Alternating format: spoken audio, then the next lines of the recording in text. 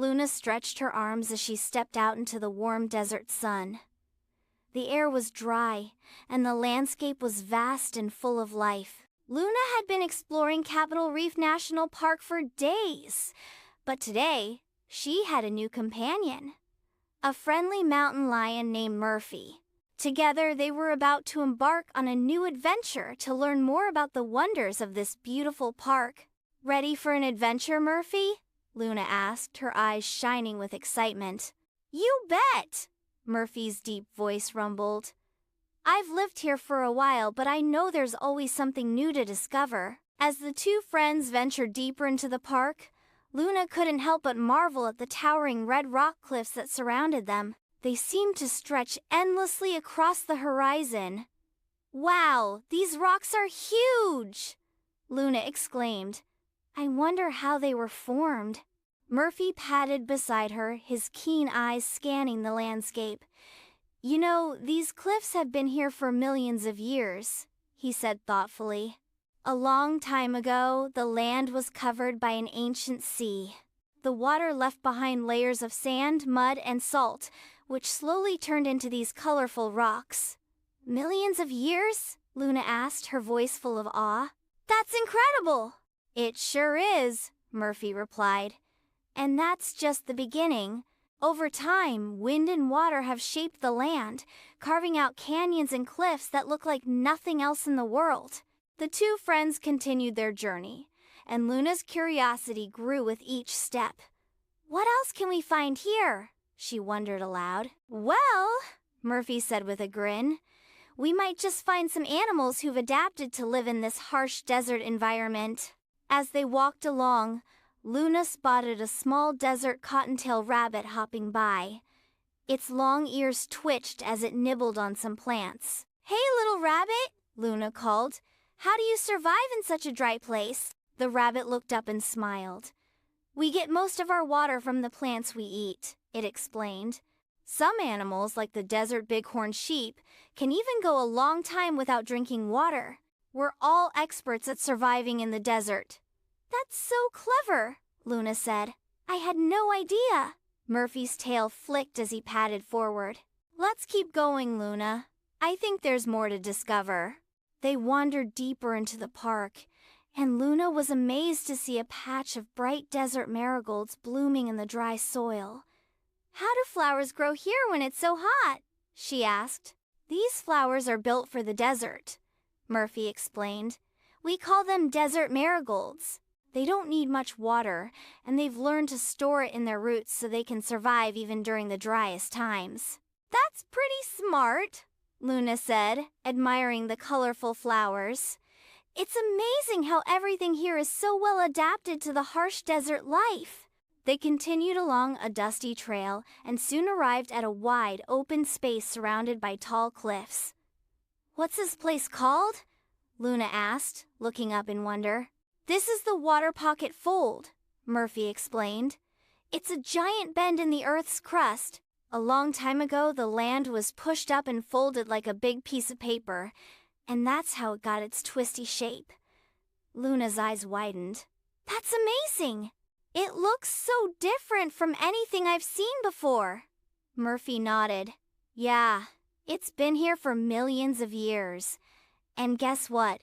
This land has a history of its own. Ancient people like the Fremont culture lived here a long time ago.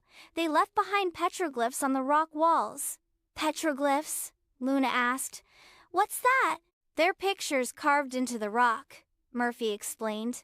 "These pictures tell stories about the animals, people, and symbols that were important to the people who lived here. If you look closely, you can still see them today." Luna's heart raced with excitement. "Can we see them?" "Follow me," Murphy said, guiding Luna to a nearby cliff. As they stood at the base of the rock, Luna looked up and saw pictures of animals. Bighorn sheep, snakes, and birds, etched into the stone. "This is incredible," Luna said in awe. "I feel like I'm looking into the past," Murphy smiled. "These petroglyphs remind us that people have been living in and exploring this land for thousands of years, just like we are today. After spending some time admiring the petroglyphs, Luna and Murphy continued their adventure. Luna was eager to learn more about the park's plants and animals. They came upon a forest of juniper trees, their twisted branches reaching for the sky. "Hey, big tree," Luna called to one of the junipers. "You look so different from the other trees around here. What kind of tree are you?" "I'm a Utah juniper," the tree replied in a deep, ancient voice. "I've been growing here for hundreds of years. My thick bark helps protect me from fires in the harsh desert sun. Even though I don't need much water, I've learned how to survive in this dry place." "That's amazing," Luna said. "It's incredible how all the plants and animals in Capitol Reef have figured out how to survive in the desert." "You're right," Murphy said with a grin. "There's something truly special about this place." As they made their way down a narrow canyon trail, Luna heard a soft rumbling sound. "What's that noise?" she asked, her eyes scanning the ground. "I'm the Colorado River," a deep voice boomed from below. "I've been carving out these canyons for millions of years." Luna peeked over the edge of the canyon and saw the river winding its way through the rocks below. "So, you're the reason the canyon is so deep," she said. "That's incredible." The river chuckled. "That's right. Over time, my waters have slowly carved out these deep canyons, shaping the land you see today." Luna thought for a moment. "You've been here for a really long time, haven't you?" "Yes," the river replied, "but it wasn't always this big. A long time ago, I was much smaller. As I grew, I carved through the rocks, making the canyon deeper with each passing year." Murphy and Luna sat in silence for a moment, marveling at the power of the river and the land that surrounded them. "It's amazing," Luna said, her voice full of wonder. "Everything here, every plant, animal, and rock, has its own story to tell." Murphy nodded. "Capitol Reef is full of surprises. Every corner you turn, there's something new to discover." As the sun began to set, casting a warm glow across the red rocks, Luna and Murphy found a quiet spot to rest. Luna looked up at the stars and thought about all the incredible things she had learned that day. "There's still so much more to see and learn," she said, her voice filled with excitement. "I can't wait to explore more of Capitol Reef tomorrow." Murphy yawned and stretched, his tail swishing. "Me neither.